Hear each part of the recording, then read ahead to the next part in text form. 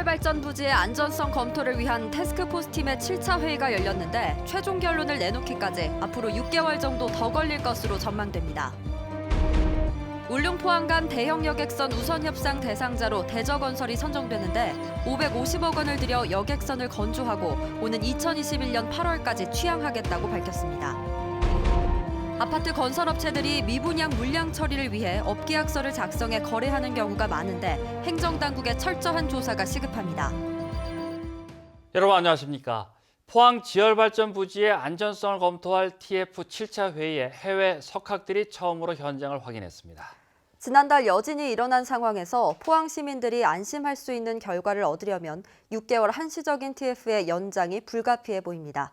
김기영 기자가 보도합니다. 정부 조사단에 참여했던 세계적 지진 전문가인 미국 스탠포드대 윌리엄 엘스워스와 뉴질랜드 빅토리아대 존 타운핸드 교수가 처음으로 포항을 찾았습니다. 지열발전 현장을 확인한 뒤 이들은 그동안 제공받은 자료를 토대로 발표와 토의를 이어갔습니다. 회의 후 기자 간담회에서 학자들은 포항 지진이 촉발 지진임을 재확인했습니다. 전 세계 학자들에게 포항은 지열발전 위험 관리에 공헌할 수 있는 장소라며 추가 연구가 필요하다고 밝혔습니다. 지난달 26일 규모 2.3 여진은 놀라거나 두려워할 상황이 아닌 자연적인 과정이라고도 했습니다. Aftershocks of the Pohang earthquake are part of the natural process that follow most large earthquakes, and over time they become less and less frequent. 시추공을 제외한 지상에 설치된 시추탑은 철거해도 위험 가능성은 무시할 수 있는 수준이라는 견해도 전했습니다. 지난주 연세대 홍태경 교수가 향후 44년 내에 포항과 경주를 비롯한 동남권에서 규모 5.0 이상 지진 발생 가능성이 있다는 학술대회 발표에 대한 반론도 제시했습니다. 그게 그렇게 100% 정확하다라고는 얘기할 수 없습니다. 확률입니다. 그래서 그냥 판 내부에서 흔히 그 정도의 빈도로 일어난다라고 생각하시면 될 것 같습니다. 5월에 발족한 TF의 활동 기한은 6개월, 12월까지 1개월 연장은 했지만 지하에서 무슨 일이 일어나고 있는지 파악하기 위해 국내에 없는 장비를 주문해 놓은 만큼 TF 연장은 불가피합니다. 정밀하게 시추공의 수직으로 들어가는 지진계를 넣어야 되겠는데 그걸 한국에서는 생산하는 데도 있고 안 됩니다. 그래서 외국에 주문해 놓은 상태고요. 현장 방문도 자유롭지 못한 TF는 사업자 측의 장비 매각 정지 등 법적 문제에는 더더욱 접근할 권한이 없어 정부의 대책이 시급합니다. MBC 뉴스 김기영입니다. 울릉군이 공모한 울릉 포항 간 대형 여객선 우선 협상 대상자로 기존 포항 울릉 간 선플라워 선사인 대저건설이 선정됐습니다. 대저건설은 550억 원을 들여 선플라워보다 크고 파도에도 강한 선박을 건조해 빠르면 오는 2021년 8월 취항하겠다고 밝혔습니다. 한기민 기자가 보도합니다. 울릉군의 대형 여객선 유치 사업이 본 궤도에 올랐습니다. 우선 협상 대상자로 선정된 대저건설이 제시한 쌍동형 선박은 총 톤수 2,125톤으로 기존 선플라워호보다 200여 톤 가볍지만 길이는 6m가 긴 80m로 큰 규모입니다.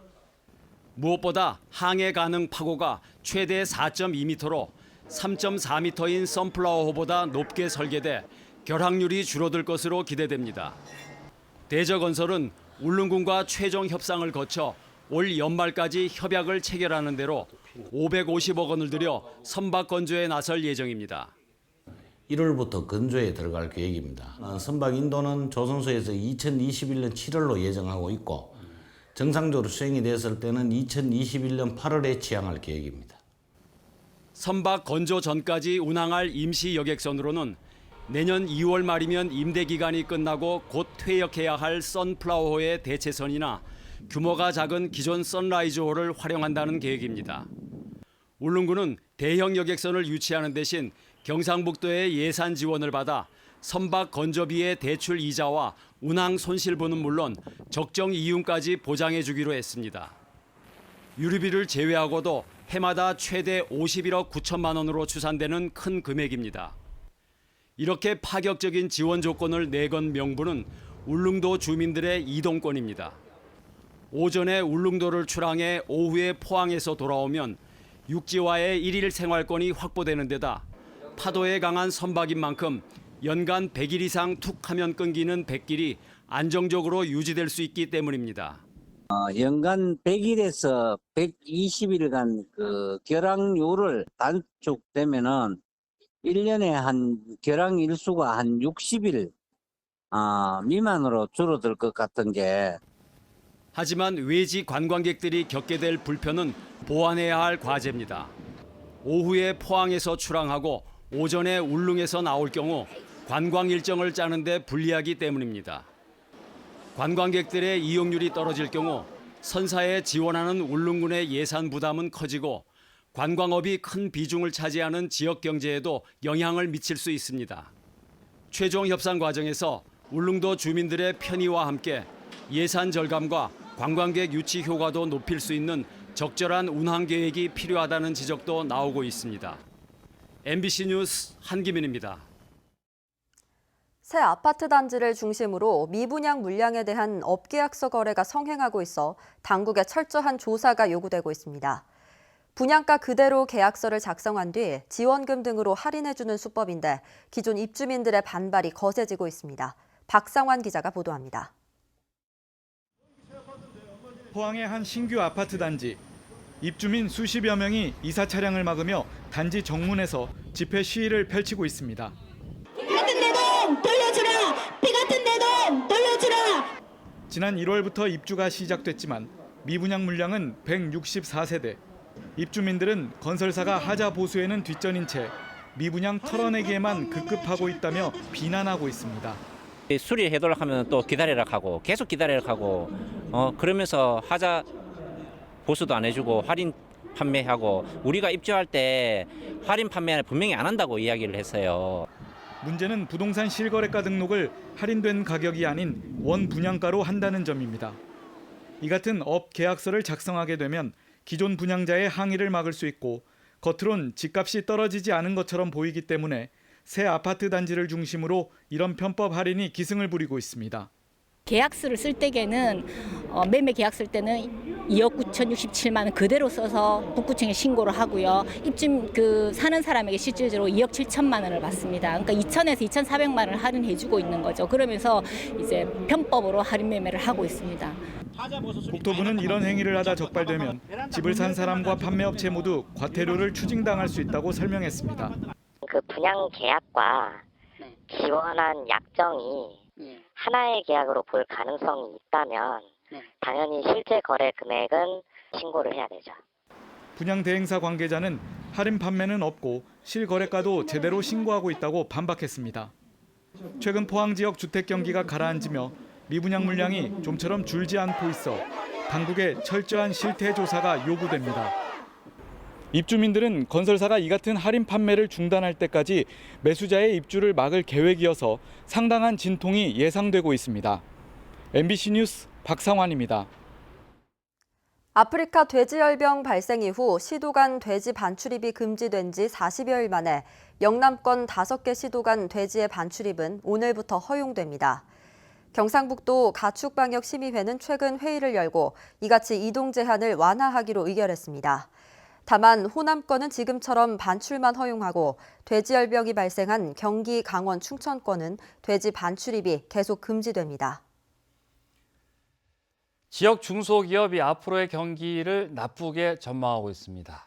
중소기업 중앙회 대구경북본부가 최근 일주일 동안 지역 중소기업 355개를 대상으로 조사한 결과 경기 전망지수가 77.6으로 전달보다 5.5포인트 내려갔습니다. 전달 지수보다 10포인트 하락한 제조업이 비제조업보다 경기 전망을 나쁘게 봤습니다. 지난 9월 제조업 생산설비 평균 가동률은 대구가 69.5%, 경북이 75.1%였습니다. 정부가 농업에서 개발도상국 특혜를 더 이상 주장하지 않기로 하면서 농민들이 크게 반발하고 있습니다. 농업을 포기한 결정이라는 건데 정부는 공익형 직불제 같은 제도 도입을 추진하는 등 농심 달래기에 나섰습니다. 김건엽 기자입니다. 그동안 공전을 거듭하던 공익형 직불제 도입이 정부의 이번 결정으로 급물살을 타게 됐습니다. 공익형 직불제는 쌀 중심으로 설계된 농업 보조금 체계를 모든 작물로 확대하고 동일하게 지원하는 것이 핵심입니다. 또 소규모 농민일수록 보조금 지원을 늘리고 벼농사 위주였던 지원을 다변화해서 우리 농업의 근본적인 체질 개선을 시도합니다. 공익형 직불금은 WTO에서 감축해야 하는 정부 보조금에 해당하지 않아 앞으로도 안정적으로 운영할 수 있다는 장점이 있습니다. 정부는 앞으로의 통상 문제를 돌파할 해법으로 보고 조속한 도입을 추진하기로 했습니다. 정부는 내년 예산안에 공익형 직불제로의 전환을 전제로 직불금 예산을 금년 1조 4천억 원에서 내년 2조 2천억으로 대폭 증액하여 국회에 제출하였는 바 국회 예산심의의 성의를 갖고 적극 임하도록 하겠습니다. 농업계는 도입의 필요성에 대해서는 동의하지만 개도국 지위 포기는 받아들일 수 없다는 입장입니다. 이것은 개도국 지위 포기에 따른 대책 이런 것이 아니라 진행 과정이 있었습니다. 은근슬쩍 대책이라고 이렇게 짜 맞추고 내부적으로는 대규모 집회가 필요한 것이 아니냐라는 이런 제기들이 있어서. 한편 국회는 이번 주 시작된 예산안 심사 과정에서 공익형 직불제 도입을 본격적으로 논의할 예정입니다. MBC 뉴스 김건엽입니다. 경주 보문관광단지 내 핵심 상업시설인 보문상가에 복합 쇼핑몰이 조성됩니다. 경북문화관광공사는 대형 의류 유통업체인 모다아울렛 운영사인 모다이노칩과 137억 7천만 원의 매각 계약을 하고 계약금으로 10%를 받았습니다. 모다이노칩은 이미 확보하고 있는 이 일대 14,500여 제곱미터와 묶어 백화점 형태의 복합 쇼핑몰을 조성할 계획인 것으로 알려졌습니다. 경북문화관광공사는 오는 12월 26일까지 잔금을 납부받을 예정입니다. 내년 7월 시행되는 도시공원 일몰제를 앞두고 시군마다 각양각색의 대응 방안을 놓고 논란이 많은데요. 영주시가 쾌적한 주거 환경을 조성하겠다며 공원 내 사유지를 과감히 매입하는 시책을 펴면서 눈길을 끌고 있습니다. 조동진 기자입니다. 안동시가 도시공원 일부 땅에 아파트를 건립하려는 방침에 대해 지역민들이 거세게 반대하는 집회를 열고 있습니다. 공원 부지 전면 매입하라! 매입하라! 매입하라! 도시계획시설로 지정된 뒤 20년이 넘도록 공원을 조성하지 않는 지역은 내년 7월부터 도시공원에서 풀어주는 도시공원 일몰제가 시행됩니다. 자치단체마다 대응 방안이 서로 다른 가운데 영주시는 도시공원 내 사유지를 매입하는 적극적인 시책을 펴고 있습니다.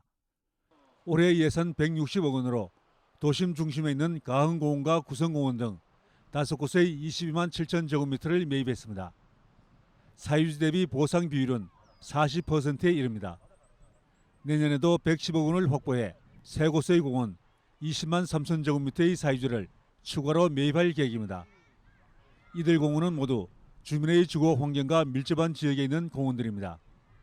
국가적으로도 심각한 미세먼지 문제에 신속히 대응하고 쾌적한 주거 환경을 조성하기 위해 저희 시는 공원 내 사유지를 매입하는 시책으로 방향을 정했습니다.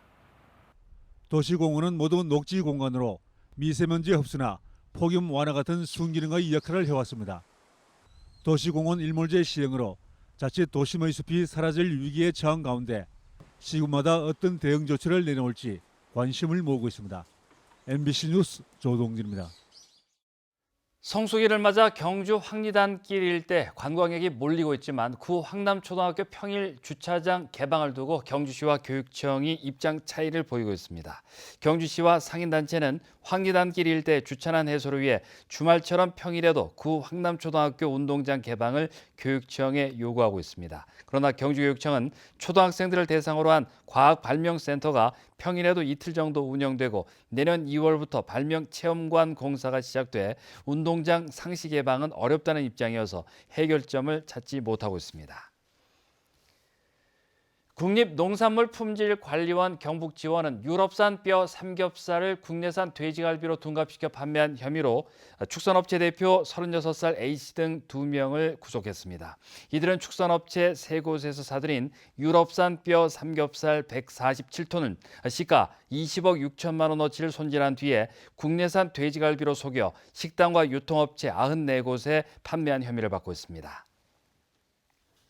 오늘 오전 10시 25분쯤 포항시 북구 월포 사거리 인근 해야교에서 1톤 트럭이 전복되는 사고가 발생해 운전자 52살 신모 씨가 다치고 신 씨의 어머니인 80살 이모 씨가 숨졌습니다. 운전자 신 씨의 혈중 알코올 농도는 면허 정지에 해당하는 0.068%였으며 사고가 났을 당시 퇴근하던 울진해양경찰서 소속 해경구조대 4명이 구조 작업을 벌였습니다. 경북 동해안도 10년 만에 찾아온 10월 황사에 낮부터 공기가 탁해졌습니다. 내일은 대기 확산이 원활하게 이루어지면서 미세먼지 농도는 보통 수준을 회복하겠습니다.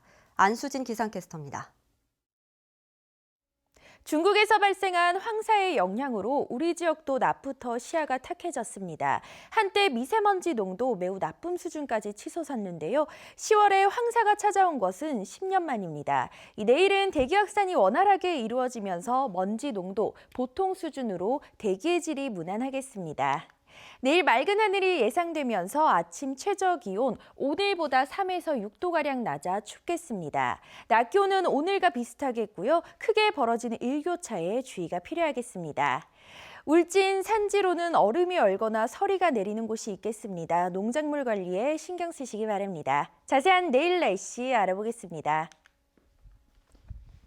내일 맑은 하늘이 예상됩니다. 아침 기온 6도에서 8도, 낮 기온은 19도에서 20도입니다.